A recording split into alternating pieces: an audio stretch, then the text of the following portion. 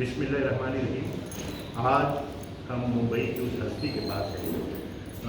वो घराना जो जब मुंबई दहक रही थी उस ज़माने में उलमा काउंसिल का क़याम, जिसमें रुज़ रवां हज़रत के वालिद हज़रत मौलाना कश्मीरी साहब, अब्दुल कुद्दूस कश्मीरी साहब, उनके ही फर्जंद मौलाना एजाज़ कश्मीरी साहब, जो एक इनकलाबी शख्सियत है, एक तहरीक है।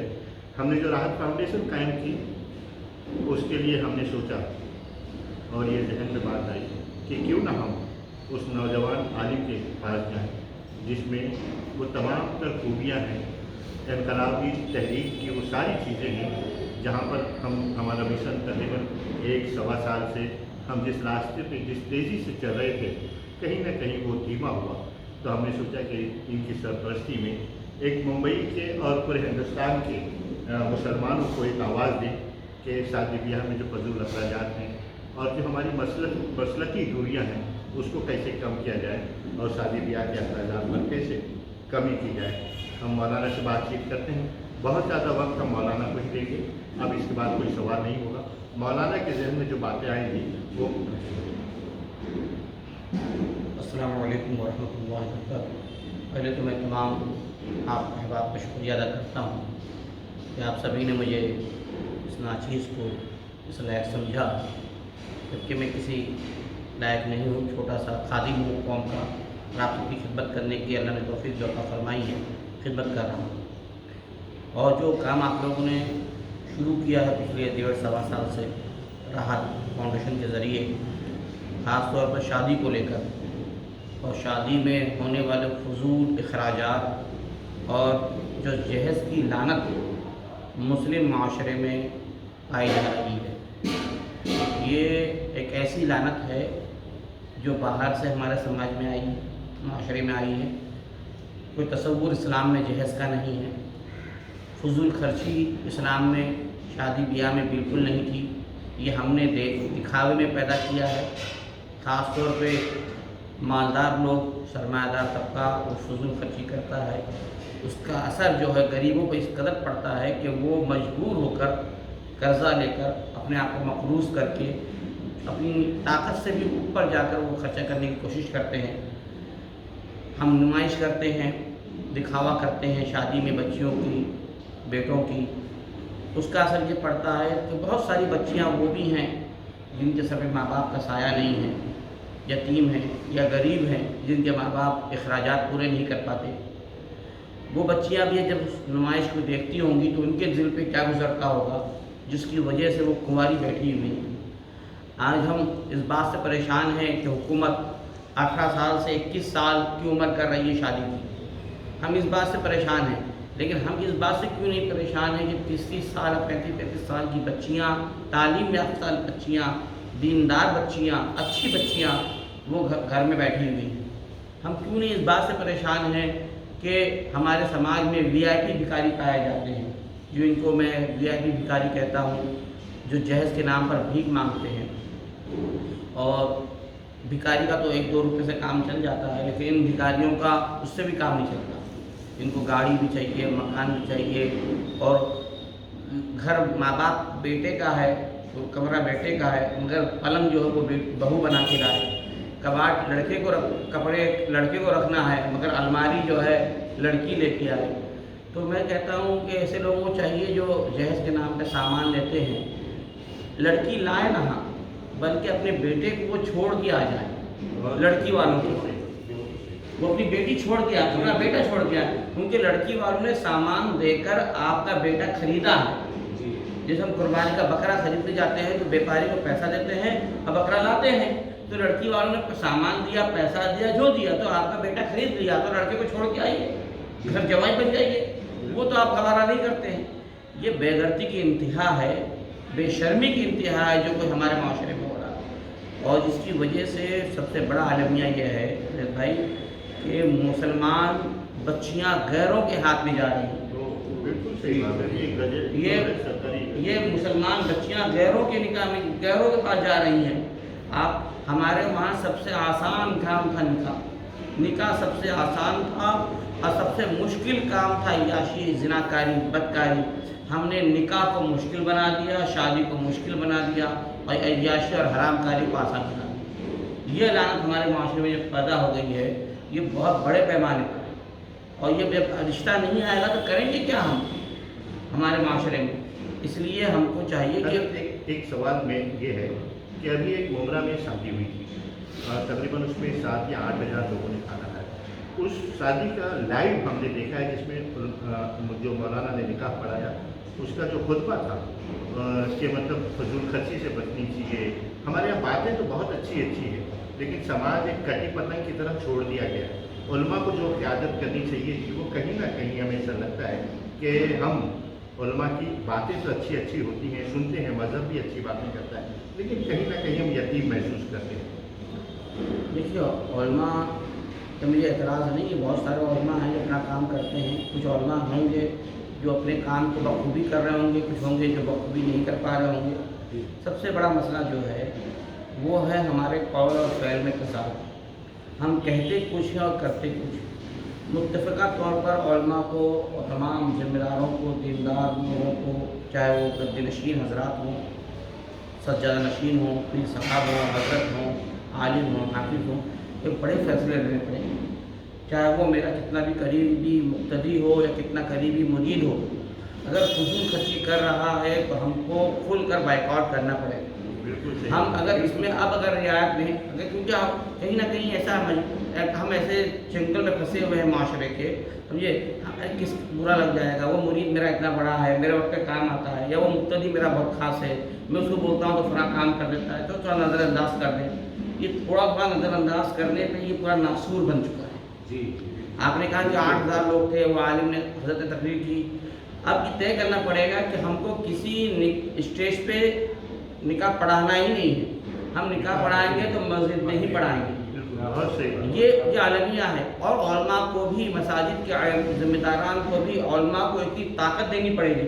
یہ ائمہ کرام جو کچھ 12,000، 10,000، 5,000، 6,000 کی تنخواہ پر ہے، یہ ان کو پاور جب تک نہیں دیں گے، آپ پوری طرح سے لگام نہیں دیں گے، بااختیار نہیں بنائیں گے، یہ مجبور ہو جاتے ہیں. ابھی چلیے میں نے کسی منع بھی کر دیا، لیکن کوئی مسجد کے امام صاحب ہیں، وہاں کے ٹرسٹی کا گھر میں شادی ہے، یا کسی کیا کریں گے پھر، یا کسی ایم ایل اے یا کارپوریٹر کسی مسلم نیتا کے وہاں شادی ہے جس سے 100 کام پڑتے ہیں، اگر انہوں نے منع کر دیا تو شیخ صاحب اجتماعی نظام بنانا پڑے گا. تو شیخ صاحب کو برا لگ جائے گا، دوسرے کو مولانا صاحب امامت سے نکال دیے جائیں گے. ہم کو یہ معاشرہ بہت پوری طرح سے جکڑن میں ہے.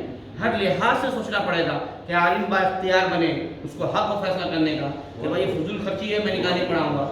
عوام اس کے ساتھ ہو، ٹرسٹ اس کے ساتھ بھی مجھے اگر، اور جو لوگ جن کے خلاف فیصلہ لے ان کا دل اتنا بڑا ہونا پڑے گا، کرنا پڑے گا کہ نہیں، اس بندے نے اللہ اس کے رسول کی رضا کے لیے اپنے تعلقات کو بالا کر رکھا ہے. تب تک آپ اس معاملے کو اس طرح نہیں ہینڈل کریں گے، اور پھر کہیں نہ کہیں ہمارے بھی کمی یہاں ہے. ہم بولتے کچھ ہیں، کرتے کچھ ہیں. جب تک ہم وہ کام خود کریں نا اور پھر بولیں، پہلے کریں پھر بولیں، تو انشاءاللہ اس کا اثر ہوگا. سمجھیں حضرت بہت اچھی بات کی کہ نکاح مسجد میں ہونا چاہیے. ابھی حضرت سے جب بات چیت ہو رہی تھی تو ایک چیز انہوں نے یہ کہی کہ لڑکیوں کا کھانا نہیں، اگر کھانا ہے تو ولیمے کا ہو. دوسری چیز، حضرت عیسائیوں کے ہاں نکاح جو ہے چرچ میں ہوتا ہے، ریسیپشن باہر ہوتا ہے. ہمارے یہاں بھی مطلب ولیمہ ہے، لڑکیوں کا کھانا نہیں. حضرت ہم آج جس مسجد میں بیٹھے ہیں وہ بمبئی کی ایک تاریخی مسجد ہے. 92 میں جب ممبئی دہت رہی تھی تو تمام چراغ بجھ رہے تھے. اسی درمیان حضرت مولانا عبدالقدوس کشمیری صاحب نے ایک تحریک چلائی تھی علماء کونسل کی، جس میں سب سے بڑی بات یہ تھی کہ تمام مکتب فکر کے لوگ اس میں اکٹھا ہوئے. حضرت ہم بھی یہ چاہتے ہیں اور آپ کا بھی خیال جاننا چاہتے ہیں کہ آج کے ان حالات میں ان چیزوں کی کیا ضرورت ہے. دیکھیے سب سے بڑی بات تو یہ ہے کہ حقیقت ہے کہ لڑکیوں پر تو کوئی خرچہ ہے ہی نہیں. شادی بیاہ اخراجات ولیمے کے ہیں وہ لڑکے پر ہے. ہم نے زبردستی لڑکیوں پر یہ اخراجات لڑکی والوں پر ڈالا ہے، اور لڑکی والے بھی اس کو کرتے ہیں، کیونکہ سیدھی سی بات ہے. دیکھیے لڑکے والے ہوں چاہے لڑکی والے ہوں، انہوں نے اس نکاح کو تجارت بنایا ہے میرے بھائی. یہ تجارت کی شکل میں. لڑکی والے جب کسی لڑکے کو دیکھتے ہیں، رشتہ دیکھتے ہیں، تو کیا دیکھتے ہیں کہ مکان ہے کہ نہیں، दुकान है कि नहीं, इसके बाप की प्रॉपर्टी कितनी है, भाई कितने हैं, बहन कितने हैं, जब बंटवारा होगा तो हिस्से में मिलेगा कितना, उसको कितना हिस्सा मिलने वाला है, लड़का कमा कितना रहा है।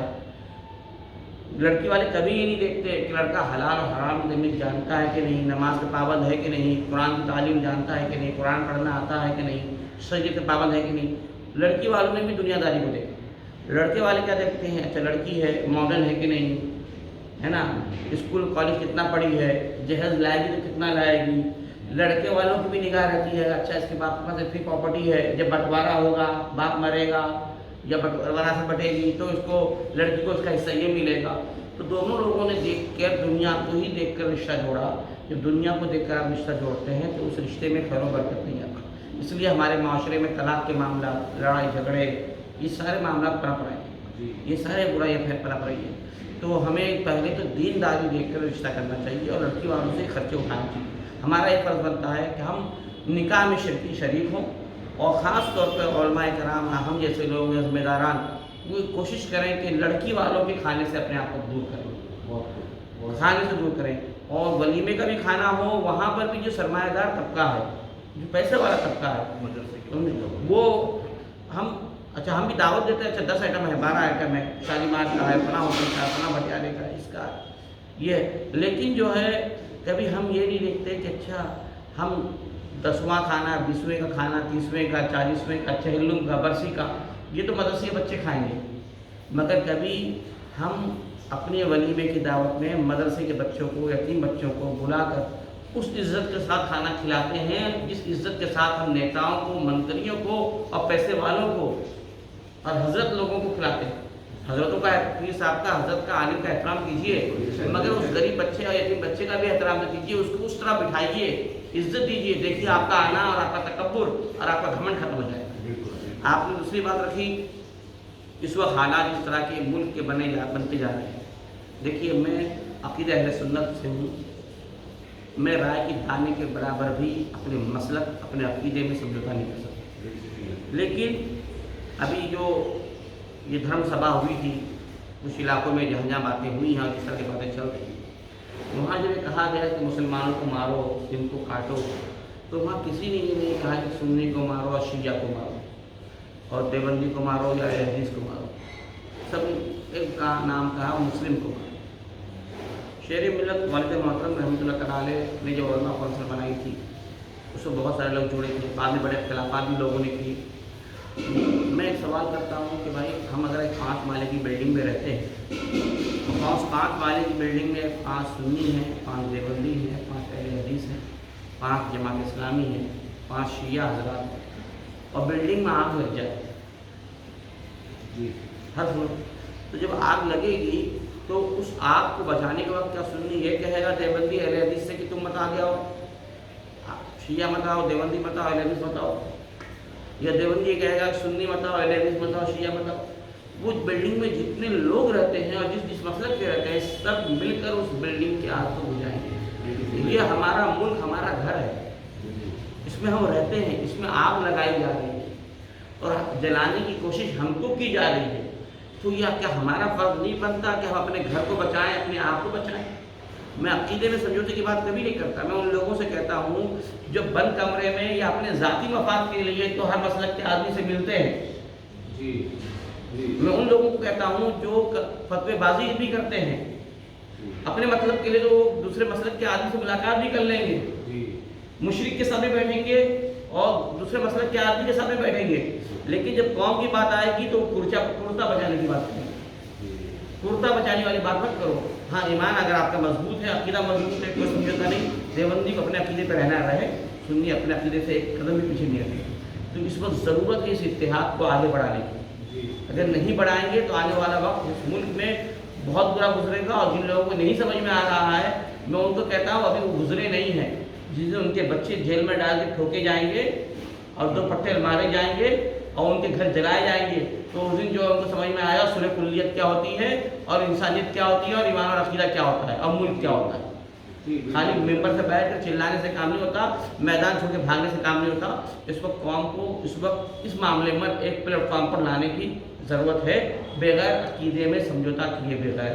جی ایک राज्य लाने के बराबर इसकी बस जरूरत है।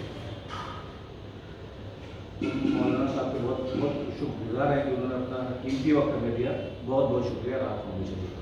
बहुत बहुत शुक्रिया।